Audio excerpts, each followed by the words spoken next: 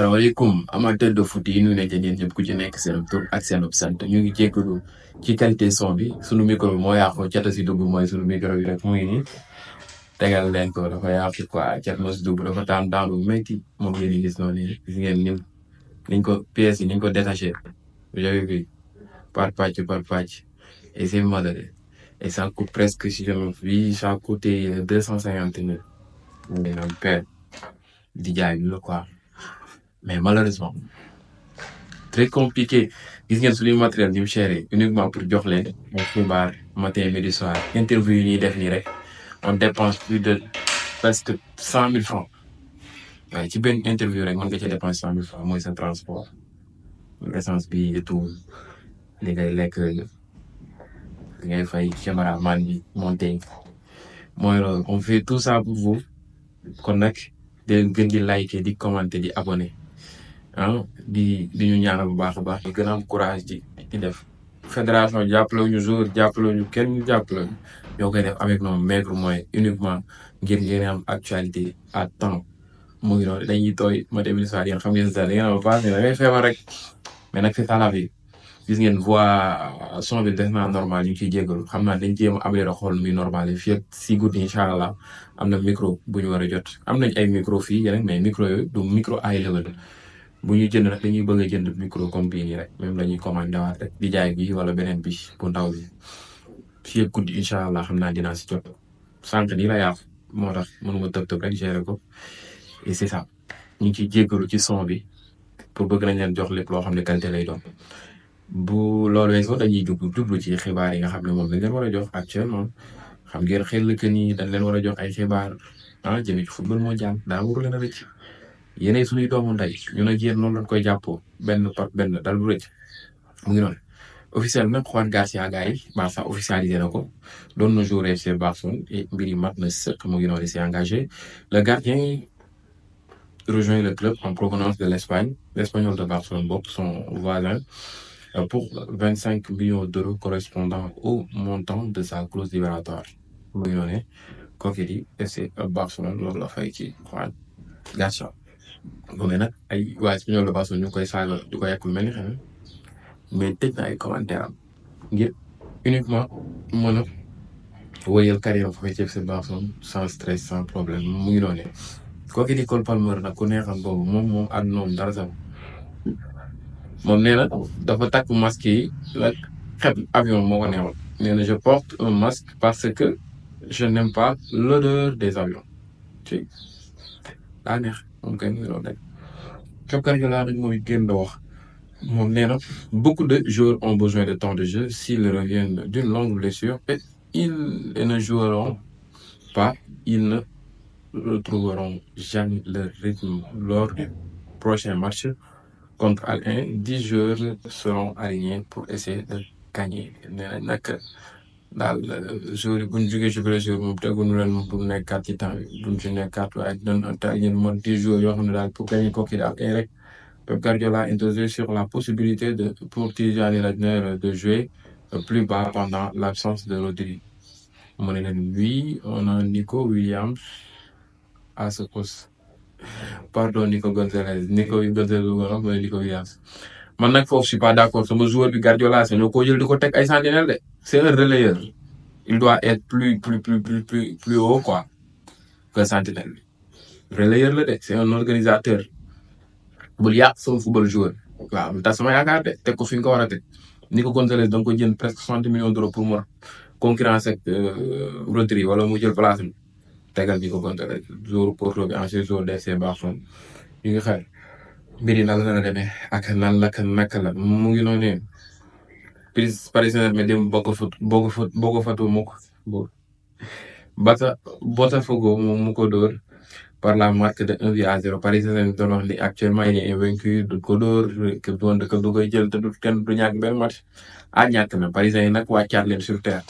jamono yi yëpp yéen a teewoon monde entier lëmbe ñu wax ci bëri ma ne di jaay rek ngeen di jaay foog ne daal yéen àdduna daal moom yéen it mën brésiliens yi teg nañ leen seen place te li gën a garaaw ci mbir mi démb président club bu Brésil bi dafa kontaan ba doon foon entraîneur bi nag génn nee na phone boobu moom phone jabaram moo ko gënaloon waaw loolu moom bu soñoon moom du am ah tubaab bi dañoo ñàkk fay ñu it lu neex la ñuy def mu ngi noonu qui mérite le trophée PFA du meilleur joueur de l'année en Premier League selon vous kan moo mérité loolu di trophée meilleur joueur Premier League cette saison ñii nag lañ nominé Alexandre Isak Bruno Fernandes Alexandre McAllister Cole Palmer Declan Rice Mohamed Salah Bruno Fernandes Manchester United Alexandre Isak moo nekk Newcastle McAllister Liverpool Palmer Chelsea Declan Rice Arsenal Mo Salah foofee ca Liverpool l'Africain Mo Salah moo koy jël te yàlla moo ko jël moo ko mérité waaw moo ko mérité de dañuy delluwaat ci match Paris Saint-Germain bi Luis Enrique di coach Paris Saint-Germain moom it nag génn na wax nee na c'était un match très fermé match bu tëju la woon Botafogo moom nag c'est très bien défendu ñoom nag dañoo défendre bu baax comme presque aucune autre équipe de notre championnat ou de la Ligue des Champions. Nous avons joué contre nous et une motivation supplémentaire pour nos adversaires. Nous devons nous améliorer. Football la ñoom nag maanaam motivation bu am doole lay doon ak ay adversaire am ñoom nag taxaw nañ placement boo xam ne nii ak organisation boo xam ne nii est-ce que ëppul sax comme ñi nga xam ne ñoom lañ doon jàmmaar loolu ci Ligue 1 boobu ba ci Ligue des Champions bi loolu la génn leeral nee na Bogo Photo est la meilleure équipe que nous ayons affronté cette saison. Ils ont bien défendu ils le méritaient cette victoire nee na nag mooy équipe bi mën bi gën a baax ci bi ñu jotoon na dajanteel saison ren bi ci mu ngi noonu leen waaye gars yi kooku di Xabi Alonso a utilisé des drones pour filmer la séance d'entraînement du Real Madrid. C'est la première fois que Xabi Alonso et le Real Madrid ont recours à cette technologie. Alonso nag dem mujj bi léegi ay drone moom lay dawal ci entraînement bi ci kaw pour mën a di visionner séance d'entraînement au Real Madrid loolu nag muy doog a am seen diggante Xabi Alonso ak kooku ñu naan ko Real Madrid mu ngi noonu Lionel Messi nag gars yi wax na ci Cristiano Ronaldo nee na j'ai beaucoup de respect et d'admiration pour Cristiano Ronaldo pour la carrière qu'il a eue et qu'il continue d'avoir. Il est toujours en train de rivaliser au plus haut niveau. La compétition entre nous se passait sur le terrain. Chacun voulait donner le meilleur pour son équipe. Tout restait sur le terrain. En dehors, nous sommes deux gars normaux. Nous ne sommes pas amis car nous ne passons pas le temps ensemble. Mais nous sommes toujours retraités avec beaucoup de respect. Nous avons ay xarit gaa waaye ci jàmm ak salaam ci ak teggin la nekkee mu ngi noonu li tax noonu ay xarit bu gisante chaque mois jot boobu tax amuñu ko nee na daal rivalité bi moom ci biir terrain bi la mais hors terrain bi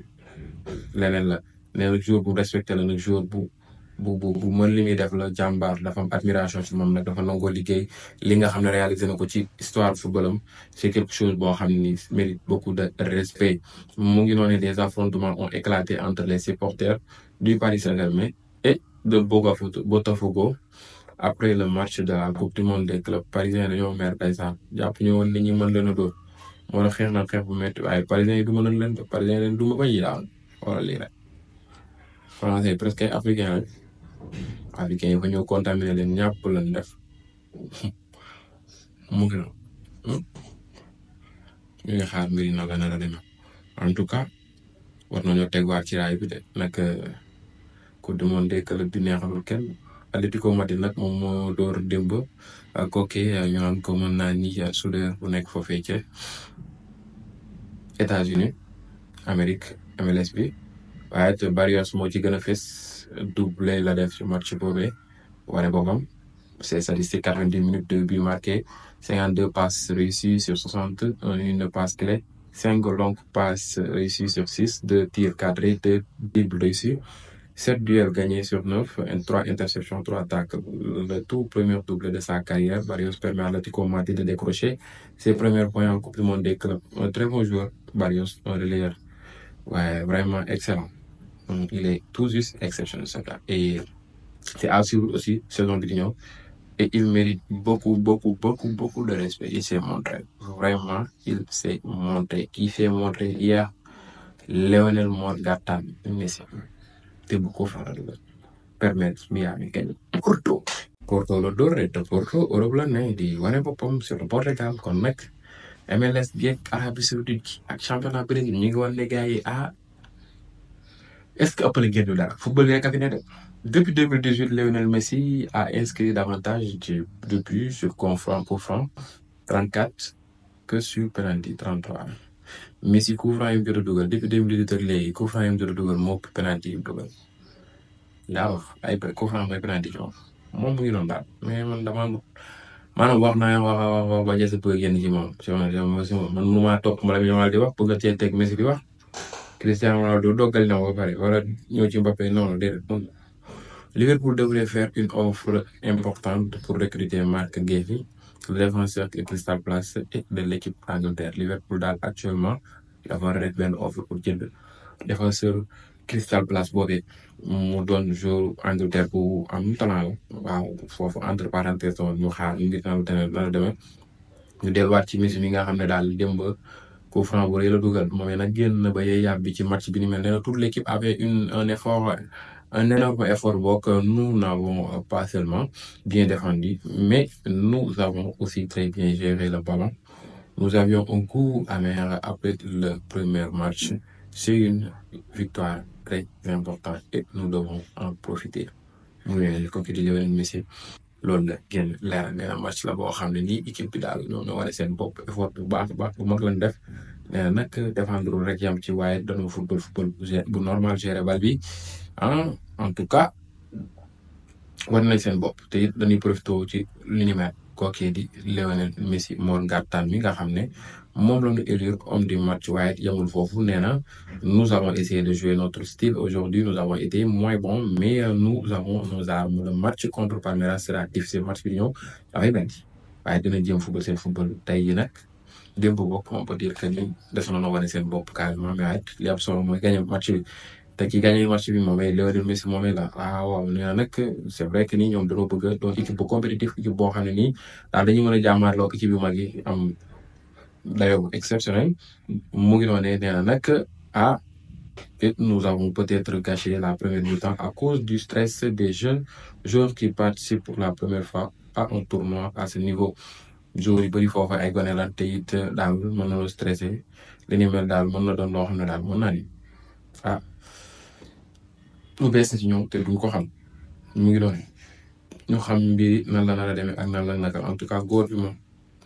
lu mu def rek dagan daa mën a football. Kylian Mbappé gars yi bonne nouvelle bi am mooy que quitté na ci hôpital ba mu nekkoon dem rejoindre centre d'entraînement Real Madrid te dafay bëgg a football match bi di ñëw l'international sénégalais poursuit un traitement spécifique contre sa gastro-entérite mu ngi doon et reprend progressivement les entraînements et c'est une bonne nouvelle pour Kylian Mbappé c'est une bonne nouvelle pour kookee ñu naan ko mën naa ni kookee ñu naan ko Real Madrid une équipe boo xam ne daal actuellement soxlaa na un très bon Kylian Mbappé boo xam ne mu ngi ci forme bu ko defee mën a football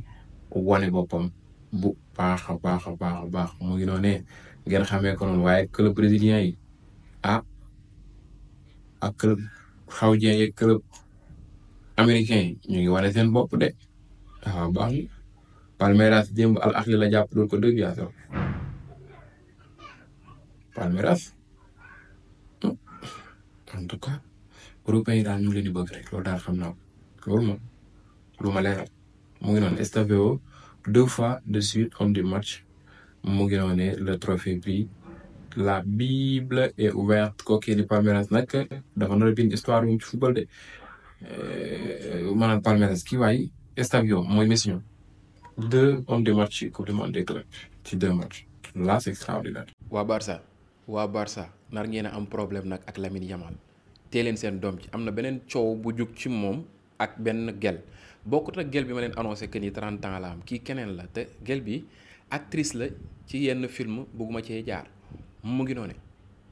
jamono ju ñu toll nii nag gel boobu dafa génn am lu mu déclaré Lamine nag dafa amoon lu mu déclaré avant gel bi di tontu Lamine moo njëkk wax ci benn émission bi doon def di leeral comme quoi que ni gel boobee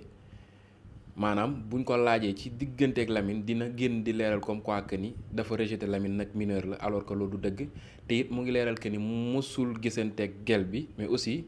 mu ngi leeral que ni nekkul kër moom kase moo yaayam a nekk te yaayam du nangu benn gel ñëw fa fekk gel bi mosul am rencontre ak Lamine Yamal fenn. Lamine Yamal loolu la génn leeral. Gel bi nag tey dafa génn def benn déclaration ci story Instagram génn di leeral comme quoi que ni Lamine daanaka li mu wax ci bëri ay kàcc la. génn na bay leeral comme quoi que ni moom nekkul moom kase ci kërum mais ci kër yaayam la ne nee na loolu du dëgg. Gel loolu wax kon loolu peut-être Gel dafa bëgg a confirmer comme quoi que ni am na feneen fu mu daan dajanteeg Lamine Yamal te it mu ngi génn di leeral comme quoi que ni Lamine nee na ñoom mosuñoo gisee. Gel bi nee na loolu am mook Lamine jot nañoo rencontré ci yenn événement mu ngi noonu loolu la génn déclaré nee na nag li Lamine génn wax moo tax moom mu génn publiquement di wax waaye yamaatuñu foofu nee na kookee di Lamine Yamal moo ko doon topp pour jéem ko xam pour jéem a duggante ak moom en tout cas am na luy ruumalaat ci suuf nag Lamine génn na bay éclaircir di leeral te dégguñu woon coow Gel bi après Gel bi soog a ñëw génn wax Lamine nag yàgg naa ne interpellé këni bu bëggee carrière am yàgg mu am bu Messi kooki di Chris mbiru jigéen yeeg yooyu lay tegee à côté waaw na góorlu ci carrière am 17 ans képp la mineur la waa Barça nag ñoo war a jël seeni responsabilité ne xam ne ni mineur la majeuragul ñu jël ko seeni loxo gérer ko wala Espagne lu ko mooy di ñu fi gis ab Balotelli ba ab Neymar de waaw baax na man damay wax c'est vrai que ni parfois dinaa kaañ mais parfois dama ci laaxaale quelque dëgg gone gii nan dem rek bu jugul ci boppam njaay di ngeen gis leneen loo xam ne mën na leen a jaaxal kon nag Catalan yi may na xaar ci commentaire nan ngeen gisee li ni mel jaa ngeen jëf ba beneen yoon ci yeneen vidéo merci à vous jaajëf